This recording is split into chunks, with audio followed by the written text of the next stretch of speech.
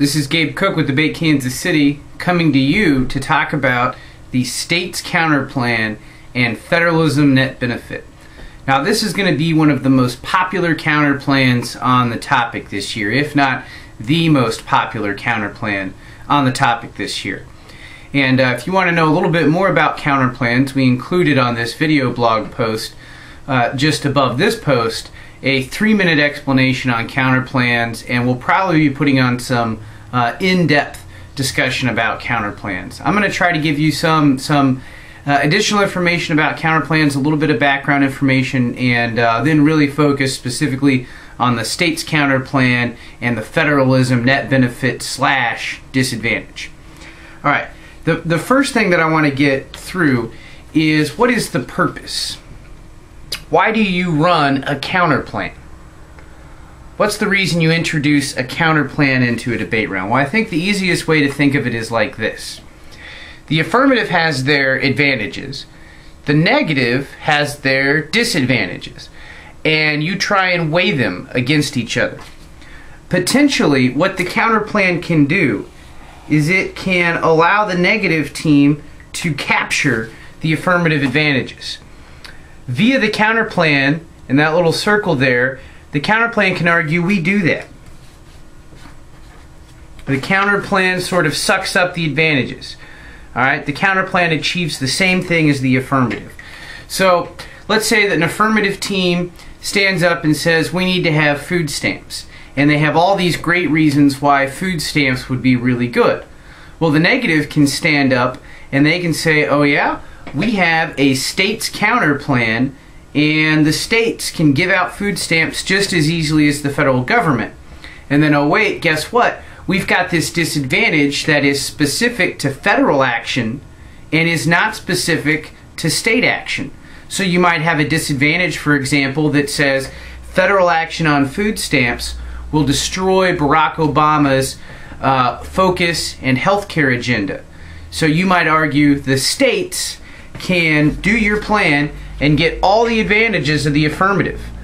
But there's still this negative disadvantage out here that says you're going to destroy Barack Obama's healthcare agenda, and that's really bad. So now the judge doesn't have any affirmative advantages to weigh. All they have is the negative disadvantage. So it's simply strategic. You are trying to suck up or capture the affirmative advantages, and then you want to have unique disadvantages that only link to the affirmative case and do not link to the negative counter plan. Now, some of this may be a little cloudy. It's going to make more sense as I go. You're going to want to check out the States and Federalism file when you get it. The first page has the state's counter plan, then it has some answers to the state's counter plan, then it has your federalism DA / net benefit, and then it has your federalism answers. So look at the file, look at the index, make sure you know where all the important evidence is. And now let's take a look at a counter plan proper. The first part that you have in a counter plan is going to be the text. The affirmative plan has a text, so the counter plan has to have a text. And I'll give you an example of what that's going to look like. You're going to take a sheet of paper and you're going to begin it by writing the 50 states of America, the District of Columbia, and all relevant territories should. After the should, you're going to go to the you're going to go to the affirmative plan, and what they're going to have is that the United States federal government should. What you want to do is, in their text, after the should, write it right here.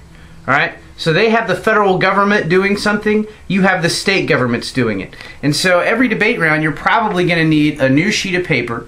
You're going to write this on top of it, and then you're going to insert what the affirmative plan says. You're just replacing federal government should with 50 states and the District of Columbia should.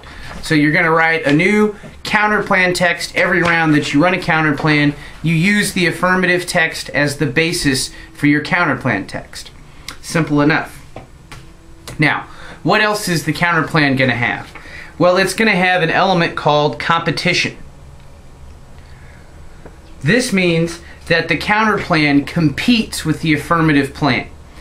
If I stood up and said, you know what, the state governments should do your food stamps plan, not the federal government, And the other team said, why? And I said, well, because they can. You know, both could do it. The states could do it just as easily as the federal government. Well, then it doesn't compete.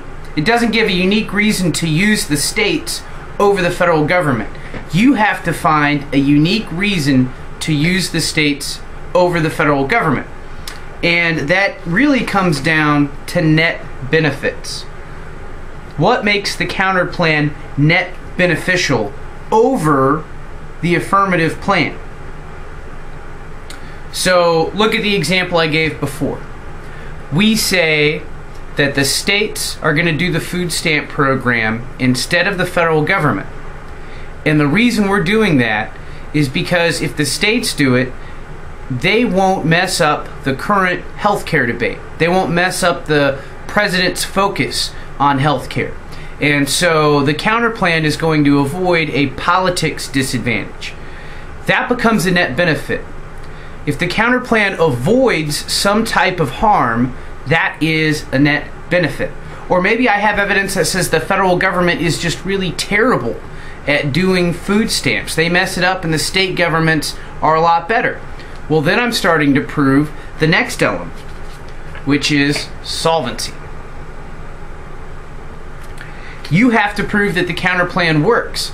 And if you have really good evidence, you might be able to prove that states do social services better than the federal government.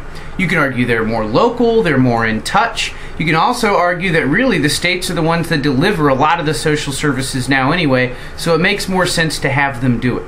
So you want to prove that the counter plan is going to avoid some type of harm that the plan runs into, and you want to prove that the counter plan solves all the problems of the affirmative and maybe even solves them better.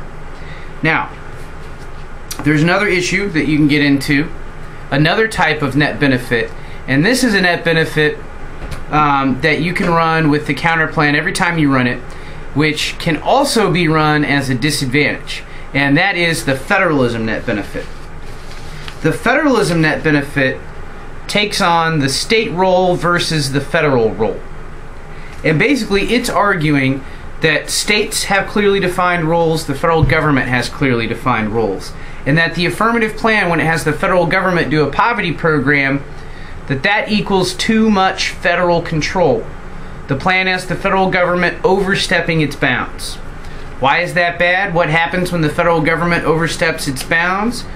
Well, too much federal control is supposed to equal tyranny and possibly even war.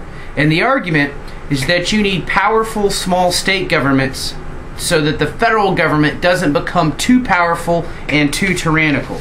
And the argument, you can take it as far as you want. You see the impact page here. The first impact is that the preservation of liberty is essential, and that the only way we can preserve liberty is with federalism. The second impact says that the United States version of federalism is modeled around the globe, and that if other countries saw our version of federalism begin to slip away, that they would let federalism in their countries slip away, and that would lead to ethnic conflict and war. Now, this impact can seem a little silly, and depending on the judge you have, should determine whether or not you want to run it. But I think even more important than the federalism net benefit / disadvantage is just winning that the states can solve the case as well as, if not better than, the plan itself. Remember, the real purpose of running the state's counter plan is to suck up affirmative advantages, to make them go away so there's only negative disadvantages left. And that means the thing you have to think about is, what disadvantage do I have to federal government action that does not also link to state government action? For example, if I had a disadvantage that said food stamps make people dependent on the government and that's bad, well, that links to both. That links to the states and federal action. You've got to have disadvantages that only link to federal action. And then you've got to be prepared to say that the states are going to do it better.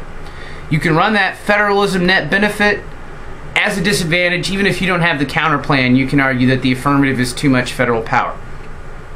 And then you can run it as an additional net benefit for the counter plan.